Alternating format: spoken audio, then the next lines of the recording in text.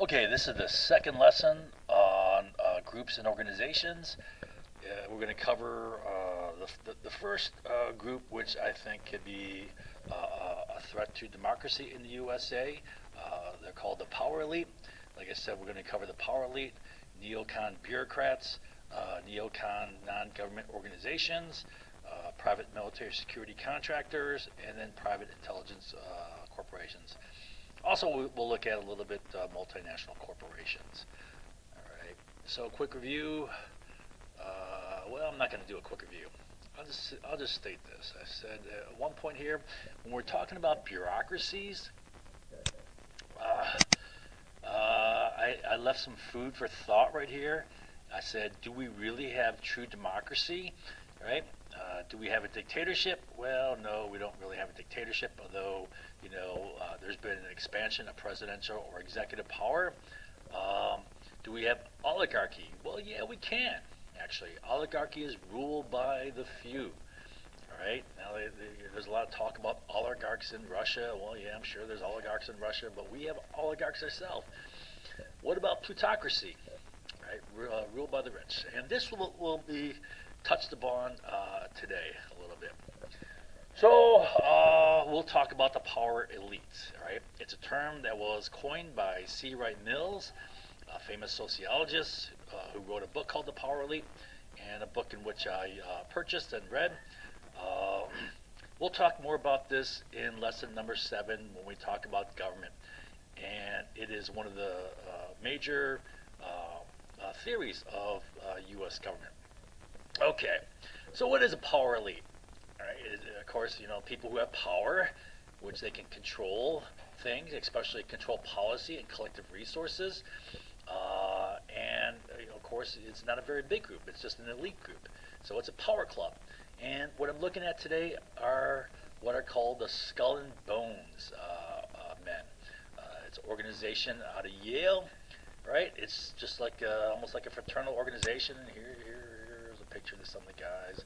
They're into all this skull and bone stuff. Supposedly they dug up and it's one of the fables or myths that they dug up and got the skull of Geronimo or something like that, some crazy thing. Anyways, the power elite, it's not just at Yale. It goes back to old money in the USA. Powerful families, going back hundreds of years. Originally from New England area, the Northeast. But I say here, World War I was a key turning point, right, in what they did. Okay, so here's a diagram, which is a brief introduction to the power elite. I'll make it larger so you can see it better. What just happened there? Okay, I'll try to put this here.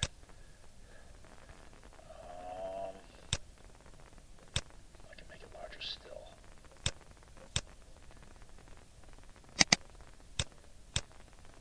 All right, that's about as large. That's about as large as I need. Okay, so let's see here. Everyone in gray is a bonesman, so they're a member of this club. All right, and these are some key wars that they were instrumental in causing, in creating. They gained key positions of power, including presidents. There were 3 presidents who were bonesmen. 2 of them are shown here. First Bush and the second Bush, right? But the other guy was William Howard Taft, right? Who, by the way, was the fattest president in U.S. history. Just a little tidbit I thought I'd add. All right. So these guys are, they're a very tight group. They didn't just go to school together. They grew up as childhood friends. They went to the same prep schools. They intermarried. They're partners in the same banks, corporations, have same investments. Okay. All right. Now, like I said, they've been around for a long time. However, the key turning point was World War One. Right. World War One was the start of the military-industrial complex. World War One was a war where you first had massive industrial production of weapons and war material.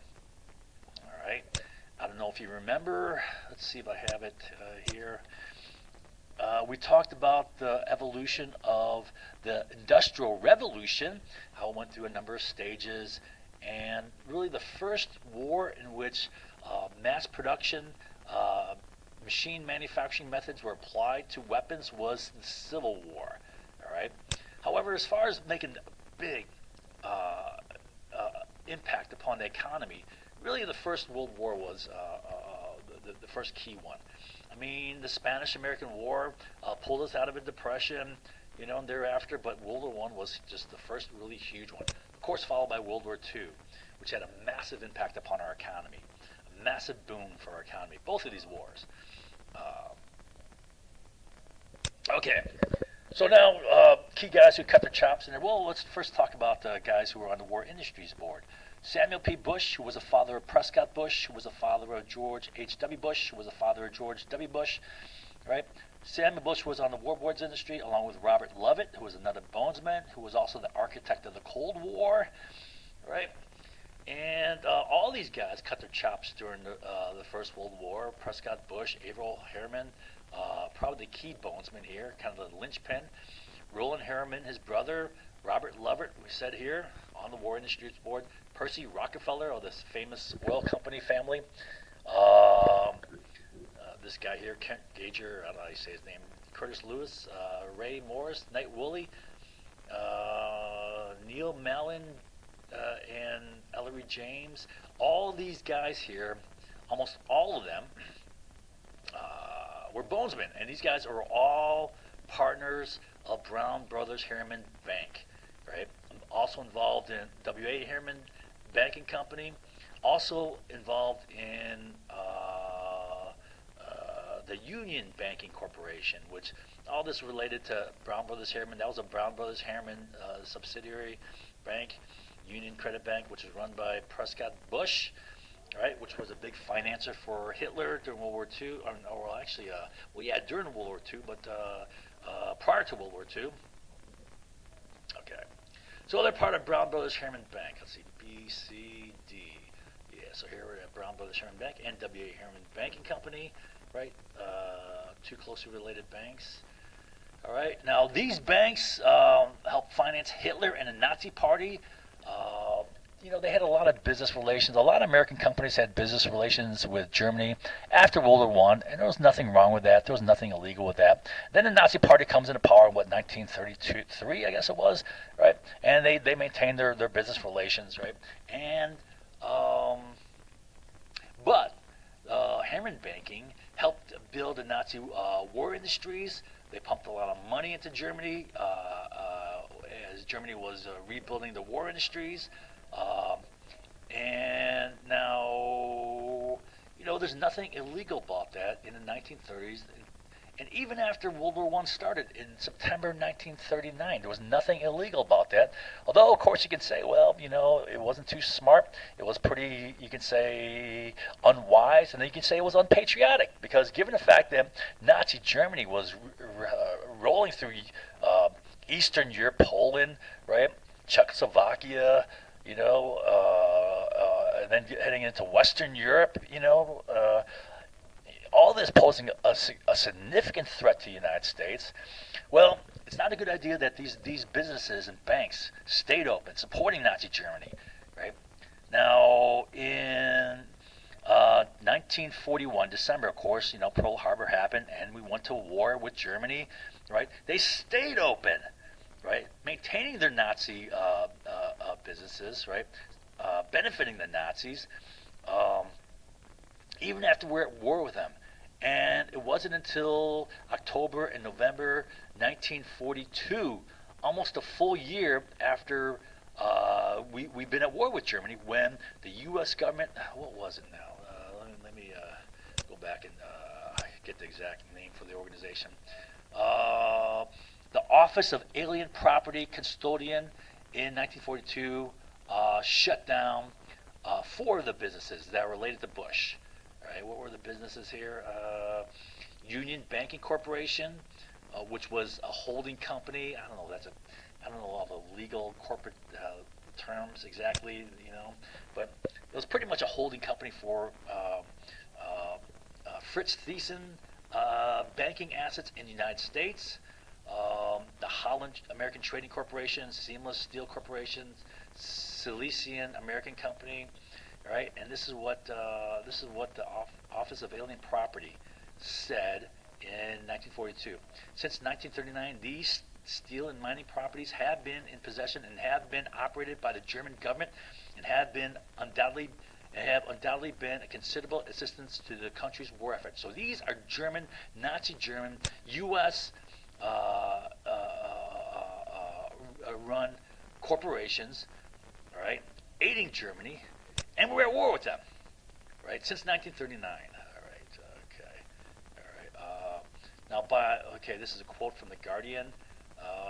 By the late 1930s, and they did a lot of research in all these documents for this investigation. These documents were declassified in 2003, and they're from the National Archives.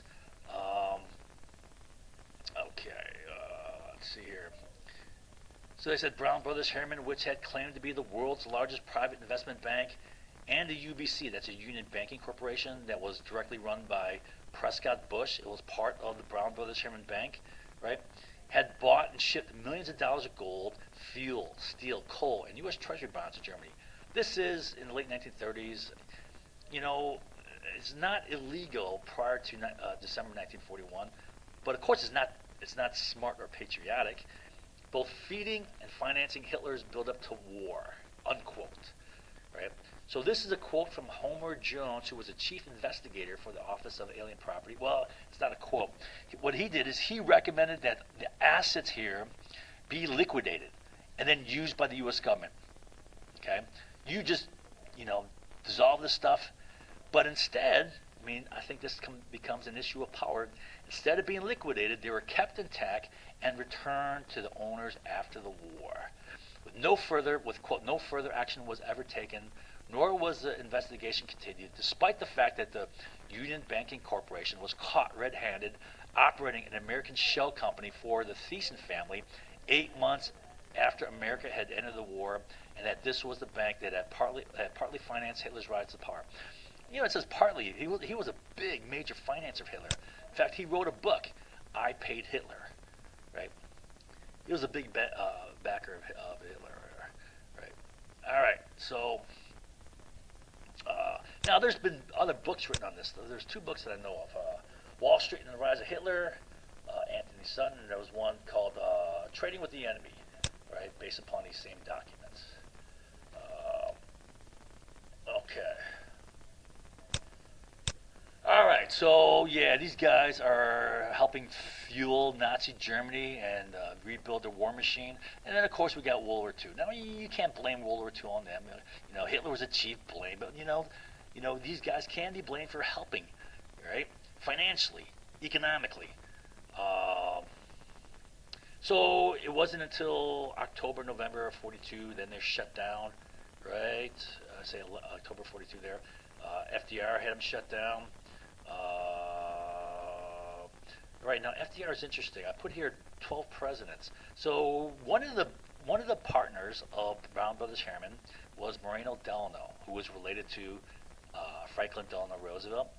And now another key fact is Franklin Delano Roosevelt was related to 12 other presidents, right? So that doesn't just indicate concentration of power and connectedness, right? I don't know, right? But I'll show how each of these guys, right, they're all connected. They're all coming from the same power group, and they're all key players in starting wars. All right, so now I have here, it wasn't just these guys. There was a lot of corporations which had business dealings with Germany, right? Nothing illegal about that. A lot of these guys were like pro-Nazi, like Ford was like pro-Nazi and anti-Semitic. That's Henry Ford. All right. Now here's another little factoid. So the guys who were the lawyers for the Harriman Banking, right, and Union Credit Bank were Allen and John Foster Dulles. All right. And these guys represented these banks through the law firm called Sullivan Cromwell Bank. John Foster was the head of that law firm. All right. John Foster Dulles, and these guys were the nephews of Robert Lansing, who was a key guy to get us into World War One, right? He wrote key diplomatic communications, for example, relating to the Lusitania, rejecting the request to warn American citizens not to take passage on the Lusitania. He was very proud of that document. I think I told you this before, saying it was written for public consumption and how clever it was. Right? These guys were involved in the Iran coup, Guatemala coup, Bay of Pigs invasion of Cuba. All right. They were heavy owners of United Fruit, right, and which was the principal American corporation in Guatemala, which basically ran the economy of Guatemala, right, which is a clear conflict of interest. All right, so now a key thing here I want to mention is that the Brown Brothers Harriman Bank, before it became Brown Brothers Harriman, purchased by Harriman, it was a Brown Brothers Bank. And the Brown Brothers Bank in the 19th century was the key neo-colonial multinational corporation supporting bank, investing in foreign countries and, acquiring control of their resources and their whole economy. And the law firm which supported all this was Sullivan Cromwell. They were the multi-corporation empire builders, right? Legally, maybe not legally in terms of laws of the foreign nation, because usually those foreign nations were run by dictators with no legislative body, no democratic process, right? However, what they would do is they would draft up contracts with the dictator, all right, which was a sole legal basis for, U.S. corporation control, multinational corporation control of foreign resources, and they used neo-colonialist policies, right, practices, right, and ultimately it was exploitive, basically squeezing every penny out of those countries, right, doing nothing to develop the country, doing nothing to develop the people, and in fact, just driving down wages, creating vast poverty, right, exploiting all their resources instead of building them up, making them productive, making them consumers of our goods. The practice was just to squeeze them, right? And it caused suffering for those people. And eventually it led to, radical movements to help fuel communism. Of course, that then, fueled the Cold War. Because all of this was just like, classic European colonialism, except it was just neo-colonialism. Instead of directly controlling through setting up our governorship of a foreign country, we would control it through a dictator. But it was the same system no matter, either way. And that then fueled, communist ideology in the Cold War, Okay. Let's see what else. EFG gave us World War II. Lansing, I talked about it. J. Where's J? Oh, J. All right, so another guy's Robert Lovett here. He's one of these, partners of Brown Brothers Harriman, right? And he's also on the War Industries Board. And what else here? I have it related to John Foster Dulles. Why? I can't remember. Can't remember the connection here. All right, anyways, he's considered the architect of the Cold War, all right? And he was also mentor for McGeorge Bundy.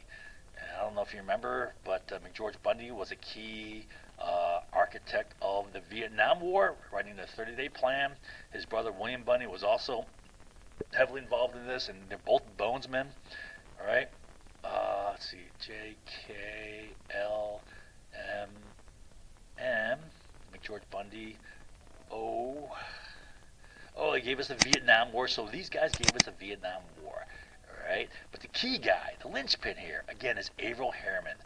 Right? He was ambassador to the USSR in 43 to 46.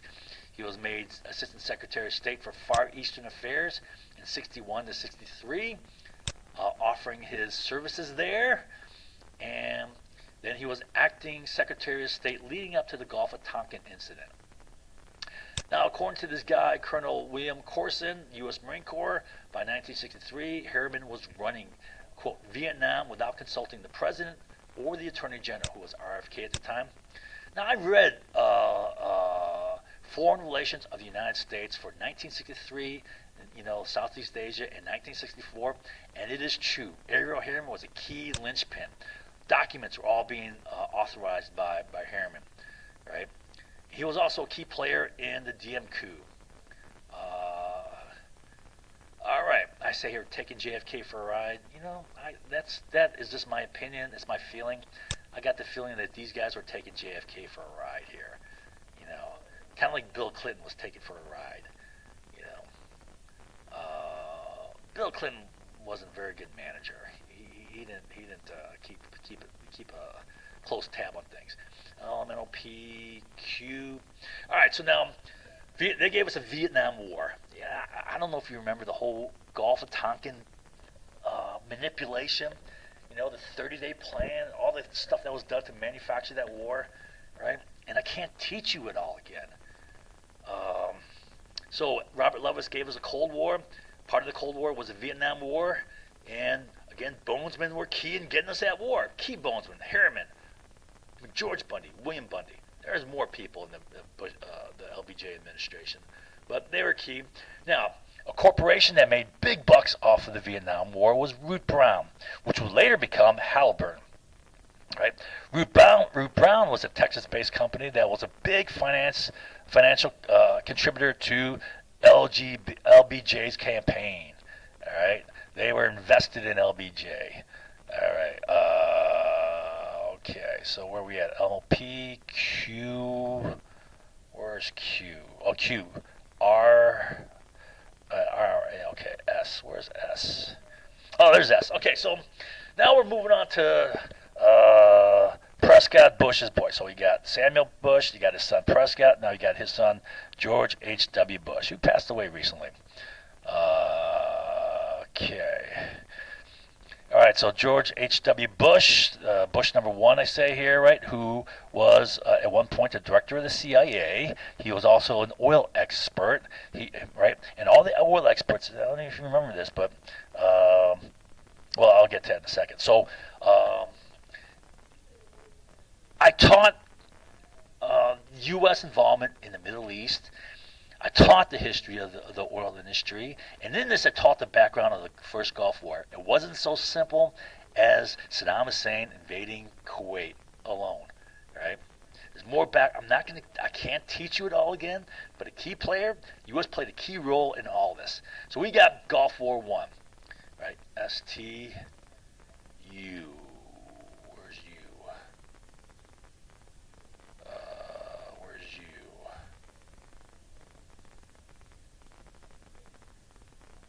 Can't find you. Oh, you. Oh, yeah. Okay. So, yeah, you. He's director of the CIA. He was also an oil expert. Now,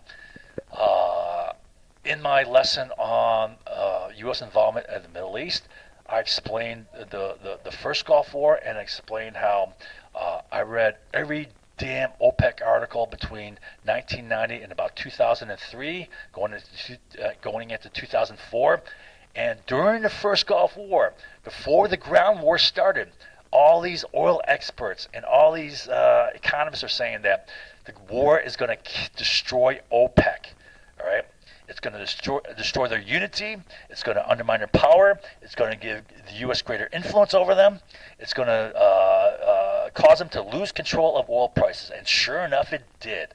And I can't teach you all the economics behind it again. If you don't remember, it's like a constant stream of forgetfulness. People, if you don't retain it, I can't explain it all again.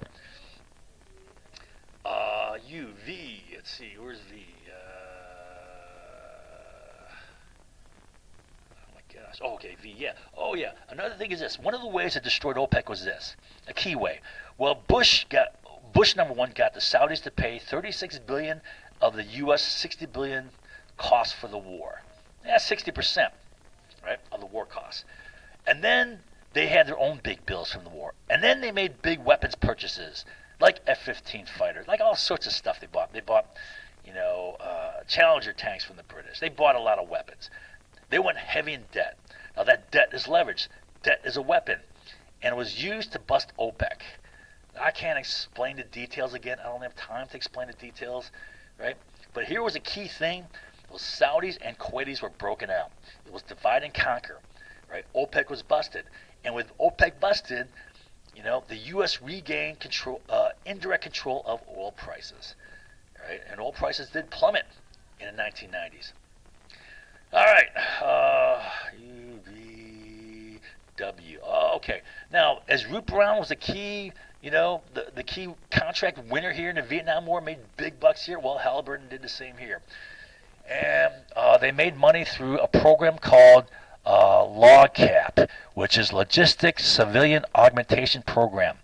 So all the functions that were performed by the Army in the past, like Supply Corps, a lot of Corps of Engineers stuff, right? That's being done. Transportation stuff, transportation of food, fuel, weapons, people, that's all being done by private contractors now, all right? And when the war starts out, the contracts are flying. No bid contracts, right? Totally anti, U.S. competition, capitalism, right? These are no competition, fat cat contracts, big bucks, billions of dollars, right? I mean, just one example. Halliburton's getting contracts for everything, from transporting troops to building bases to providing food, to providing fuel, providing water, what else? On and on and on. Transporting everything, right? Not just transporting people, but transporting people. They charge $10,000 per soldier. This is back in 1991, at a time when it probably cost $500 round trip to fly to Israel and back, right? Maybe not more than 1,000. They're charging one way for one soldier, 10,000, right? And these planes are not like, it's partially filled. These planes are packed wall to wall with U.S. soldiers. So they're making big bucks just on that, right? But they're making big bucks all around. Now, who was the Secretary of Defense during the first Gulf War, handing out those contracts? Dick Cheney, right? And then after Gulf War I, he's made CEO of Halliburton. Oh, what a deal, right? So he's passing on big contracts to Halliburton, then he's made CEO of Halliburton, right? Then he's vice president going into the second Gulf War. He's the guy that was passing all the lies, how Iraq was behind 9/11. He kept saying that over and over without any evidence. That's WX. Where's X? So X. So who owns Halliburton? Halliburton is owned by Dresser Industries, right? This is a Bush company. This is a Harriman company, right? Prescott Bush was the director of Dresser Industries. Neil Mallon was the CEO of Dresser Industries. Dresser Industries was owned by W.A. Harriman and Company Bank, right? Another Harriman Bank, right? These guys are making big bucks, right? Is that a conflict of interest when you can make tons of money a war, and you own the company, right? I mean, that's not a conflict of interest. I don't know what is. Okay, so that's the basis of Halliburton, Dresser Industries, going back to Bush's. All right, and then KBR is a subsidiary of Halliburton, but that didn't become big in terms of war until the Second Gulf War. All right, YZ, where is he? Okay, Dick Cheney. Yeah, okay, so A. So then, I don't know if you remember, probably not likely, but I explained how the first Gulf War became the roots of the War on Terror. Why? Because it was the key basis, not the only basis, but it was a key motivating basis for Bin Laden's motivations for the 9/11 attack. Right. So the outcroppings of this, the outcome of this, right, led to the 9/11 attacks and then the War on Terror. All right. B. Right, and then you got Bush number 2, another bonesman. All these guys are bonesmen. Bush number 2,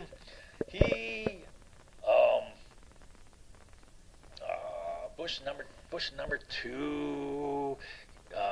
It was his administration that orchestrated the manipulation of the population, right? The bait and switch, having the attack on 9/11 by Al Qaeda and Bin Laden, and dumping it on Iraq. All right. I explained all this, how they did the clever trick here, and how they set it up with the 1-year anniversary, and how they set it up in relations with using the November election as the leverage backstop, right? And how they pushed for the vote on the resolution, the war resolution, right before the congressional recess. All right, I can't teach you all this again, but so they conducted a manipulation, and they gave us Gulf War II, right? The invasion of Iraq. That's just great. BC. So Bush, he's another oil expert. BCG. Now, the first Gulf War was the first logistics civilian augmentation program war. Big money made there by private corporations, but even far bigger money was made in the second Gulf War. Huge contracts. War is now a big money-making machine. It's always been a big money-making machine, but through the private operation of war, it is now a big money-making machine. All right. KBR got big contracts. It was one of a number of countries. Of course, Blackwater is the most famous. They got contracts for private military security contractors. And this is the war where there were more private security contractors, private contractors in Iraq than there were U.S. military. And right now, in Iraq, that's what there is. It's private contractors because we pulled out officially as far as U.S. military. So who are the people there? The quasi pseudo military people, or they're private military security contractors who are no more than mercenaries. We'll talk about them as far as being extremely lame in combat effectiveness. Compared to U.S. military. All right, so you're right. We got KBR from that and made big money. So they're making big money by Halliburton supporting the troops. They're making big money by actually being private troops, by mercenary troops. And what do we get from this war? What was the great benefit from this war? Well, we got ISIS. Yeah, it was great. And plus you got destabilization of the Middle East. You have increased Sunni-Shia conflict. Oh, that's just great. Right? Now we're fighting ISIS. We morphed and manufactured a bigger problem, right? EF and all right. So that's pretty much covering that. Now, what are the common denominators here, right? Well, they're all bonesmen. All these guys are bonesmen. All these guys in gray, right? Do they get key positions of power? Yeah. Do they start wars? Yeah. Banking? Do they make money off these wars? Do they have industries that make money off these wars? Companies that make money off these wars? Right? Are they involved in oil? Yeah, these guys have their hands in all this stuff. Oh my gosh. All right, and also, what do I have here? Okay, so neocons, right? Neocons, I told you about neocons, so we're going to get more into the neocons, right? They're who would I hear? Someone on Fox News saying, oh, they're just a part of the Republican Party. No, these guys are far, far right wing. What's at the far right wing? Well, fascists, right? I'm not saying that they're fascists, but in a lot of ways they're pretty damn close. They're responsible for getting us into a lot of conflicts. All right. Okay, now before I made this lecture, I could tell there was a big wave of social reality to preemptively manufacture or precondition the people, the masses, into rejecting this. All right, if you doubt any of this, right? Well, please try to learn something. I know you can't go back and relearn all these. All the stuff I told you here, it depends upon you remembering things, which I know is not likely. But you may remember some things, right? Just kind of remember they're starting these damn wars, right? But look up all these guys. Look up their connections, all right?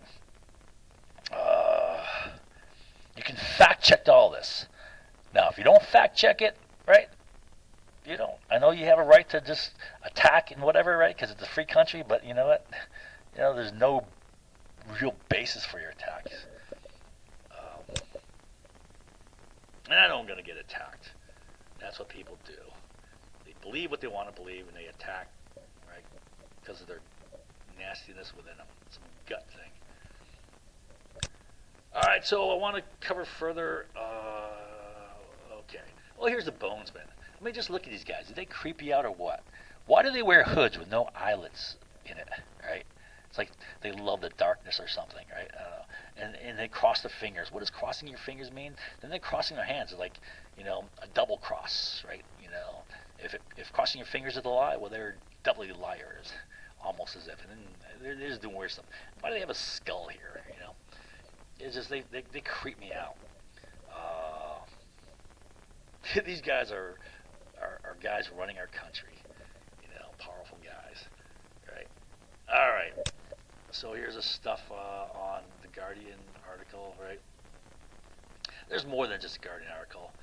I read both of these, Wall Street and the Rise of Hitler. I also read Trading with the Enemy, but I read Trading with the Enemy many years ago. I don't remember any specific details from it. I read that back in around 2000, so it's been a while. All right, what do I want to do here? Oh, okay, so, I say most Americans believe in their heads that the United States is a peace-loving nation, but that is not based on fact, right? It is not based in reality, The only reality they have often is like social reality and the stuff they want to believe. The USA has started many wars, few of which were justified, right? So one of the wars you could say was justified was the Revolutionary War. I list 11 wars here.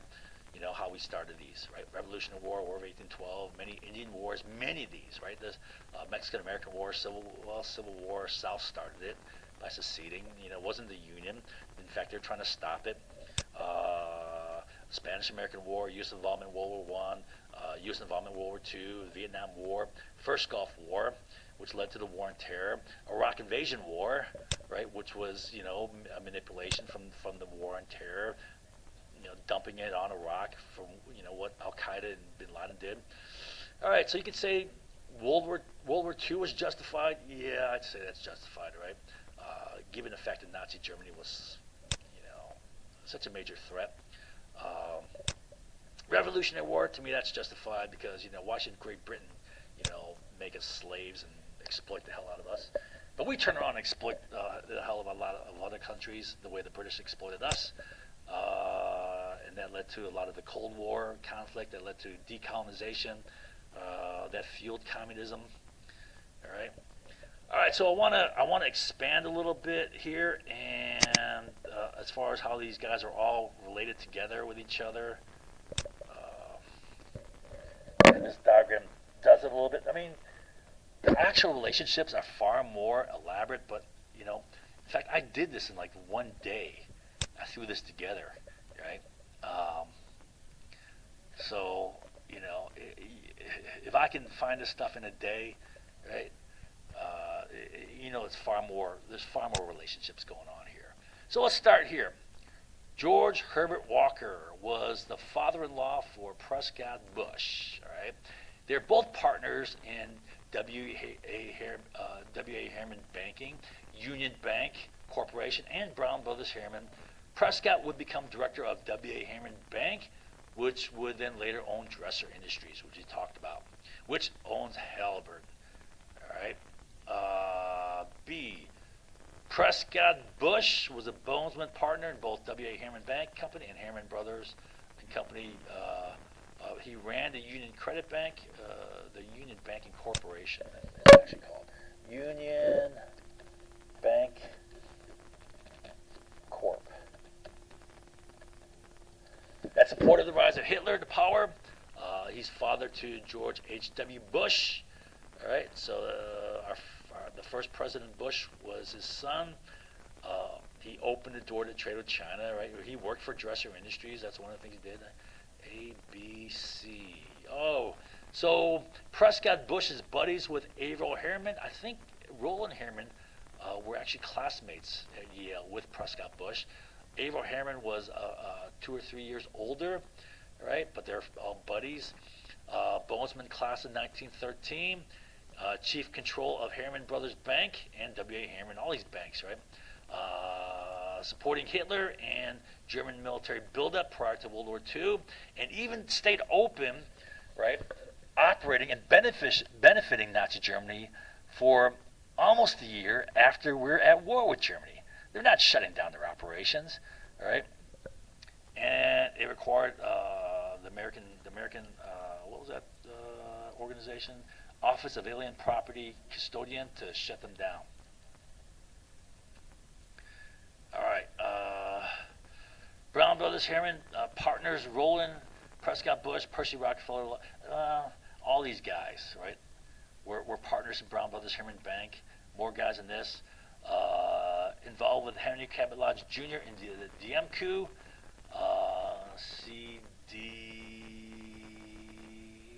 The lawyers for Harriman Banking were Alan Dulles and John Foster Dulles through the corporation Sullivan Cromwell, right? So he's a lawyer for Harriman and Prescott Bush, first director of the CIA, conducted the Bay of Pigs, conducted the Iran coup, conducted the Guatemala coup when they had vested interest in United Fruit Corporation in Guatemala. Soon after JFK came to office, he was run over, he was bulldozed by the Bay of Pigs, and then JFK lost all trust of Dulles after that. John Foster Dulles, head of Sullivan Cromwell, lawyer for the Harriman. Sullivan Cromwell, don't forget, was a big U.S. multi-corporation, foreign investment empire builder, right?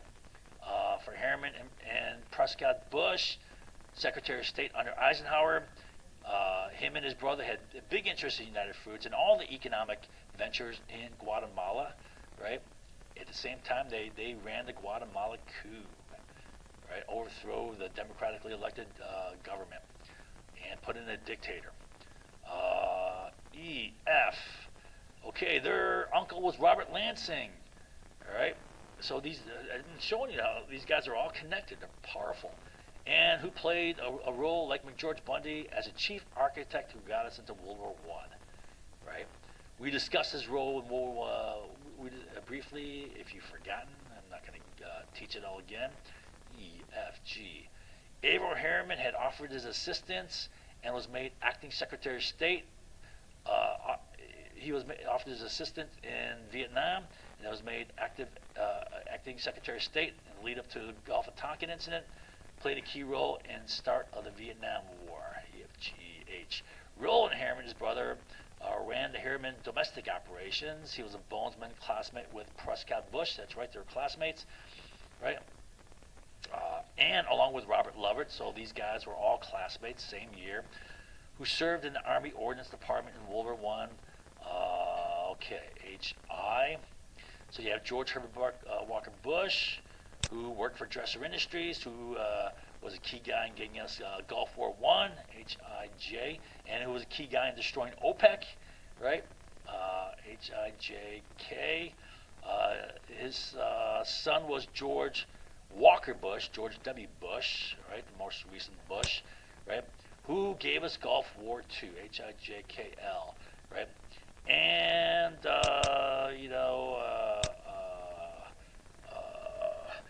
Gulf War I was the principal source of terrorist motives that gave us 9/11 attacks, which gave us a war on terror, right? And which Bush manipulated into getting us into the Gulf War II, right? Now, who made big bucks off all these wars? Well, Halliburton and KBR, right? Which goes back to Dresser Industries, right? And W.A. Harriman Banking. HIJKLM, and then, a key, you can say neocon, bureaucrat here was Dick Cheney, the Secretary of Defense during Gulf War I. Then he was, he gave Halliburton after World War. What? Well, he was handing out the contracts, all the no-bid contracts, Halliburton, right? And then he's made CEO of Halliburton between the two Gulf Wars. He was vice president for Bush going into the second Gulf War, and he was pushing the false narrative that Iraq was behind 9/11. All right. So now Halliburton morphed off of Root Brown. Root Brown was the corporation which made huge contracts off of the Vietnam War, right? Building airports, bases, hospitals. Halliburton's doing the same thing, and other facilities, for the Navy, Southeast Asia, probably pier stuff. Okay. Oh, Okay, so they also built. Let's see, did they build prisons here? Massive accounting lapses, allowing thefts of material. All right, there's a lot of corruption there. All right. So what did Root Brown do? Root Brown was a big supporter for LBJ. Hijklop. Oh, Robert Lovett here. Robert Lovett was a bonesman. He was the son of Judge Lovett. He was also the architect of the Cold War. He was Averill Harriman's childhood friend. He was mentor to George Bundy. We said this already, right? George Bundy, of course, was a key architect for the Vietnam War. He was partners in Brown Brothers Harriman Bank. Robert Lovett's father, Judge Lovett, ran Harriman's railroad interests. We talked about 19th century economics and how the key engine was railroad development and Western expansion, land development, resource development, that whole economic system, right? That was a key game being played back then. That was a key moneymaker back then. Who was at the core of that? Averill Harriman's father, E.H. Harriman, right? And now you got these guys involved in military industry, right? Which is the new big game in town in the 20th century. The key moneymaker. All right. They knew what the key game was. They figured it out. Elemental PQ. George Bundy, perhaps the key architect of the Gulf of Tonkin incident. He wrote the 30-day plan. He wanted those provocative signals, provoking signals, to threaten, right, to get them to react. And he wrote the 30-day plan, which included not just signals, but actual actions taken. I'm not going to try to teach you all that again, all the stuff that was done to manufacture the Gulf of Tonkin incident. He was a member of LBJ's National Security Council, President, Special Assistant for National Security Affairs. Okay, let's see, QR. LBJ himself played poker with Truman and Harriman, right? So they're buddies with Harriman. He had big ties to Root Brown, right? There was major campaign financer. LBJ, National Security Gang, manufactured the Vietnam War. T. William Bundy, George Bundy's brother, bonesman. He was Assistant Secretary of State for the Far East. He kept passing threats of attacking North Vietnam, if you remember. Get the Vietnamese all jacked up in preparation for the actual attacks, and then sending a U.S. ship up there to be attacked by them. Married Dean Acheson's daughter. So these guys are marrying each other. STU. Vietnam War is an example of how Cold War is made hot. V. Dean Acheson. So William Bundy married Dean Acheson's daughter. Who's Dean Acheson? He was Secretary of State under Truman. Like Averill Harriman, he attended the Groton Academy, then Yale. Like Robert Lovett, he was an architect of the Cold War. Harriman and Acheson knew each other since childhood. They were childhood buddies, right? These guys are all connected. Harriman was given an office 2 minutes walk from the Oval Office, was special assistant for Truman, interfaced Truman, State Department, Department of Defense, chief advisor on international affairs and the Korean War. That's Dean Acheson. UVW. Henry Cabot Lodge, who was cited above. Okay, where would I cite? Okay. Had many communications with Harriman, played a key role in Diem coup. His grandfather was Henry Cabot Lodge, who was one of the key guys to get us into the Spanish-American War, who was a very ardent expansionist, who was a disciple of Mahan, just like Teddy Roosevelt, who pushed for the whole system of expansion overseas from bases in the Caribbean. We have to take bases in the Caribbean. We have to take the Panama Canal. We have to take islands in the Pacific for coaling station and bases, right? Then we got to push our way into the Asian market, right? If you recall that, WX, is there an X? Well, I think that's about it. So this is just a snapshot. These guys are all related. They have the same businesses. They go to school together. They grew up together. They intermarry each other, right? They name their kids after each other. Just look at Herbert Walker, George Herbert Walker. Well, you have George Herbert Walker Bush, right? And they're all bonesmen, right? Uh, the dulces were actually not bonesmen, but they're all connected to bonesmen, right? Okay. All right, so that's it for this brief lecture. You know, I know it was attacked. I know it was, oh, it's crazy, it's paranoid. You know, whistle, cough. Um, you know, pass it, preemptively discredit it in social reality, precondition the masses to reject it. You know, I know that was all done. Um,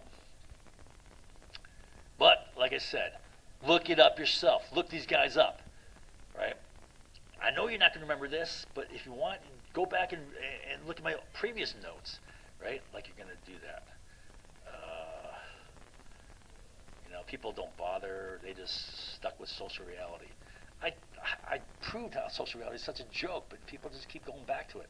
You know, I just taught it today. People go back to it. All right. So what are you going to do? Can't change people.